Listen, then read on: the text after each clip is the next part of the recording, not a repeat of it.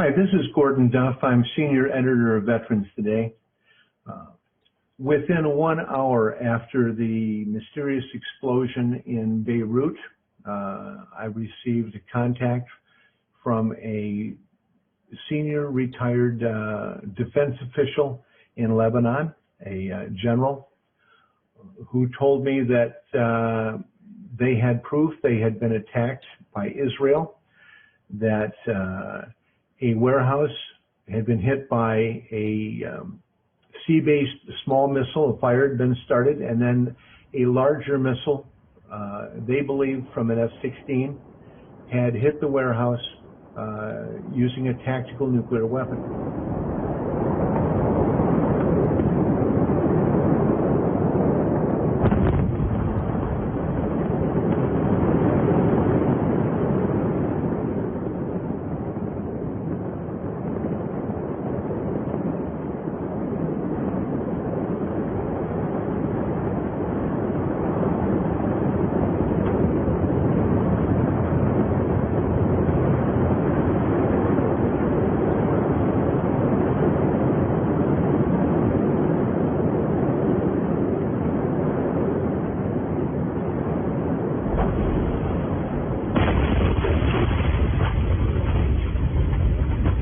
I was then sent a video. The video, we identified frames within, and we located what appeared to be a missile coming in. And this was in daylight. We identified this as a guided missile. We did post-processing examination of the video and found that there was no alteration of the video, that the pixel mapping on the missile itself was perfect.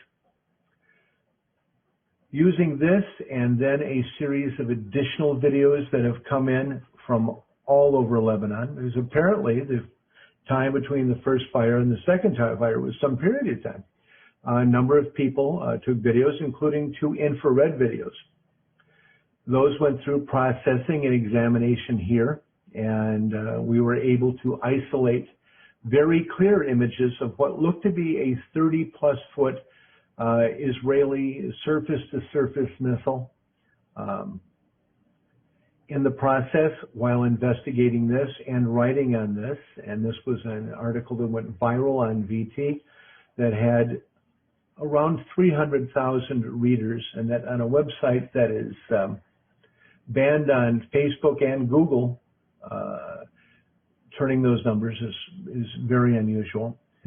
The French government and asked for surveillance information on a possible missile launch. Our story was reviewed by people in the United States Pentagon, the generals from the Pentagon that reviewed the story and then reviewed American intelligence in the region, contacted the President of the United States.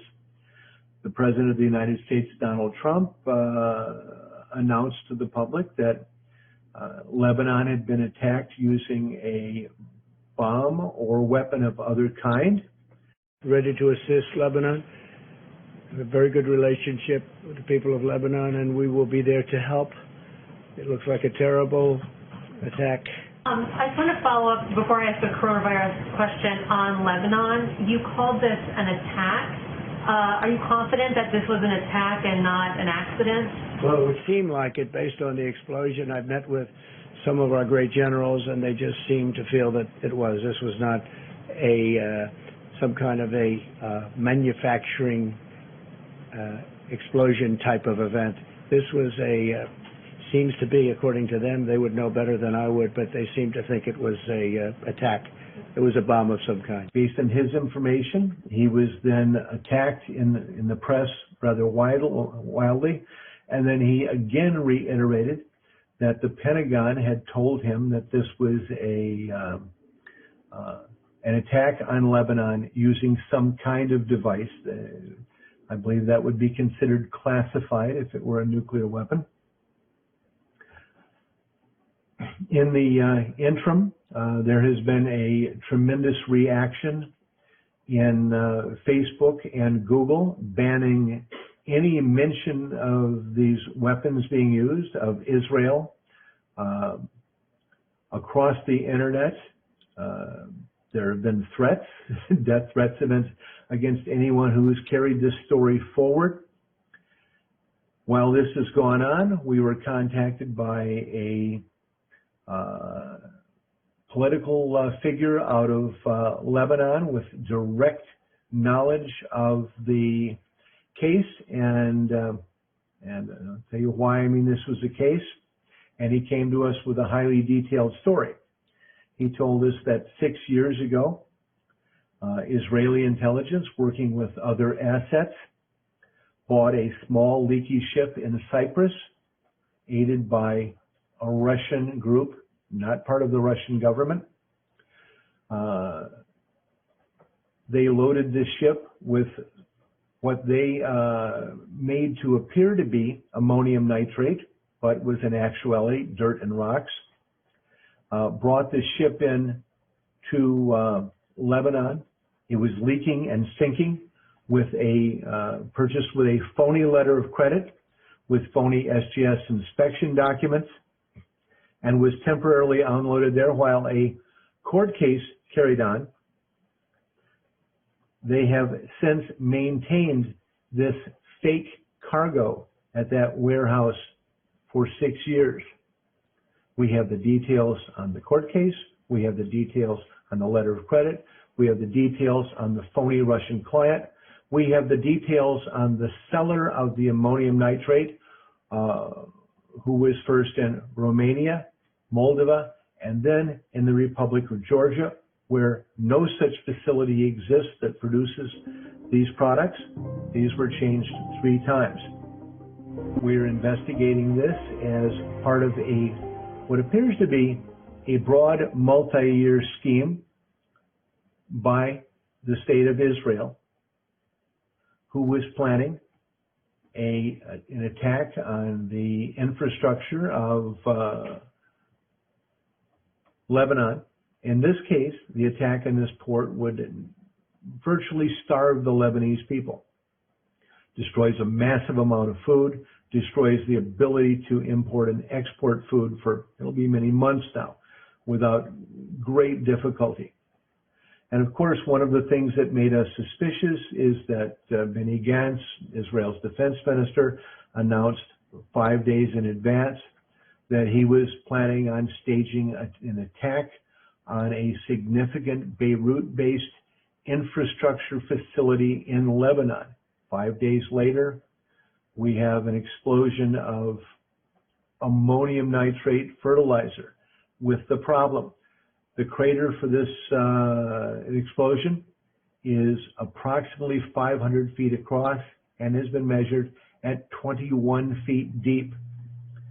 To duplicate that with ammonium nitrate would require a slurry with ammonium nitrate and a hydrocarbon fuel such as mazout, M100, or kerosene, thousands of gallons, which did not exist, and that explosion would not have been possible without being boosted by a hydrocarbon, which was not there.